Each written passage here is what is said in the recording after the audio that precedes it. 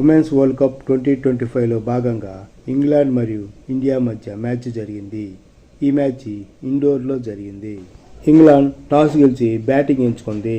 B mount Amy Jones బ్యాటింగ్కి రాగా Renuka Singh bowling వేసింది. మొదటి బంతి నో బాల్ వేసింది. తర్వాత బంతిని 4గా కొట్టారు. 15 ఓవర్స్కి 69 రన్స్ చేశారు. ఒక్క వికెట్ కూడా పోలేదు.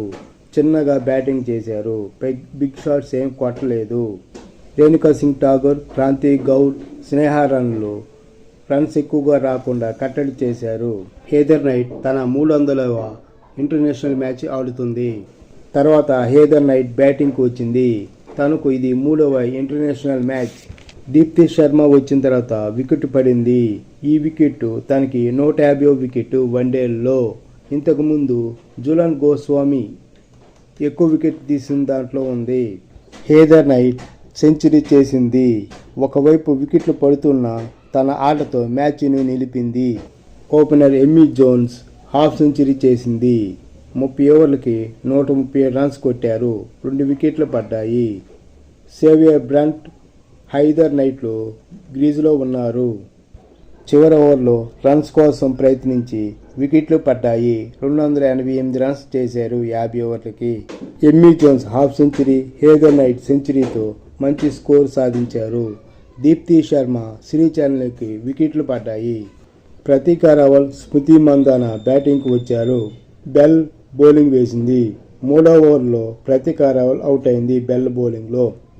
డీన్ బౌలింగులో హర్నీ డియల్ అవుట్ అయింది 24 రన్స్ వద్ద. 15 ఓవర్లకి 75 రన్స్ కొట్టారు. 2 వికెట్లు పడ్డాయి. Captain Harmanpreet Kaur, vice captain Smriti Mandhana batting చేస్తున్నారు. 26వ ఓవర్లో స్మృతి మందాన హాఫ్ సెంచరీ చేసింది. తర్వాత 27వ ఓవర్లో హర్మన్ ప్రీత్ కౌర్ కూడా హాఫ్ సెంచరీ చేసింది. హర్మన్ ప్రీత్ కౌర్ వరల్డ్ కప్లో 1000 రన్స్ పూర్తి చేసుకుంది.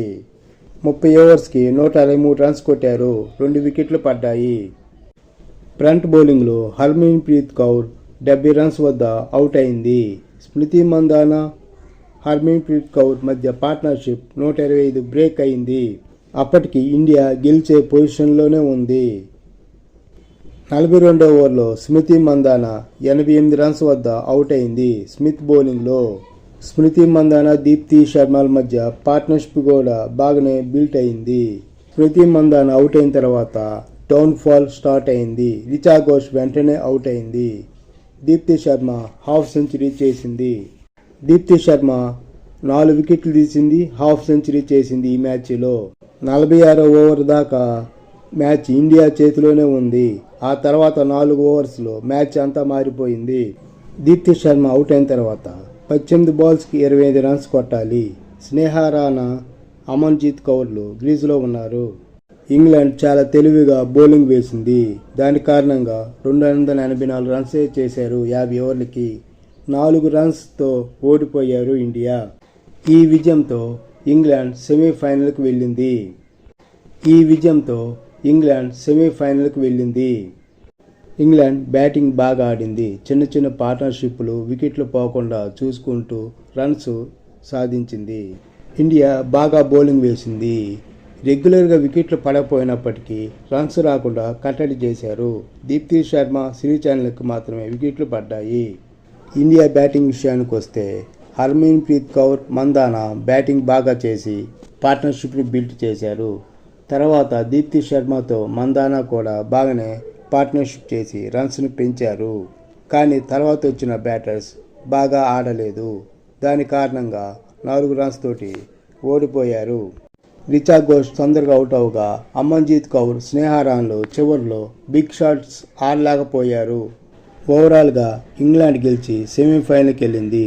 ఇండియా చేతులారా ఓడిపోయింది. ఈ ఓటమితో ఇండియా సెమీఫైనల్కి వెళ్లే అవకాశాలు క్లిష్టతరం చేసుకుంది. తర్వాత జరిగే న్యూజిలాండ్తో మ్యాచ్ ఉంది. ఆ మ్యాచ్లో గెలిస్తే సెమీఫైనల్కి వెళ్తుంది. అదే న్యూజిలాండ్ గెలిస్తే న్యూజిలాండ్ సెమీఫైనల్కి వెళ్తుంది. మనకి అవకాశాలు తక్కువగా ఉంటాయి. ఆ తర్వాత ఇంగ్లాండ్కి న్యూజిలాండ్కి జరిగే మ్యాచ్ మీద మరియు మనకి బంగ్లాదేశ్కి జరిగే మ్యాచ్ మీద సెమీఫైనల్కి వెళ్ళే అవకాశాలు ఆధారపడి ఉన్నాయి.